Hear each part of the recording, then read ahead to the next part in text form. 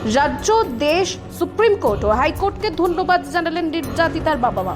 কি বললেন তিনি, শুনুন। সবাইকে আমি এটাকে এই ব্যাপারে কৃতজ্ঞতা জানাচ্ছি। রাজ্য সরকার ও দেশ, পৃথিবীর সবাই আমাদের সঙ্গে আছে এবং সুপ্রিম কোর্ট, হাইকোর্ট এবং বিচার বিভাগ, তার জন্য পুরো আস্থা রাখছি এবং আশা রাখছি। হ্যাঁ, রাজ্যপালের সঙ্গে ফোনে কথা হয়েছে এবং উনি আমাদের পাশে আছেন, সেটাই আমাদের বাড়িতে আসবেন এবং আমাদের সঙ্গে দেখা করবেন, সেটাও বলবেন। वही तो उन्होंने बोला हम आपका पास साथ है, आपका आप हिम्मत रखिए, हमका जितना दूर जाना है हम जाएंगे, आपको जस्टिस मिलेगा। প্রমাণ লোপাটের চেষ্টা হয়েছে সবসময়ের জন্য ডিপার্টমেন্ট তাই আমরা সিবিআইকে সমস্ত তথ্য দিয়েছি।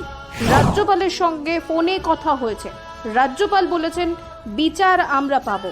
সিবিআই আমাদেরকে আশ্বস্ত করেছেন দোষীরা ধরা পড়বে আর তারা আমাদের মেয়ের মৃত্যুর বিচার দেবে।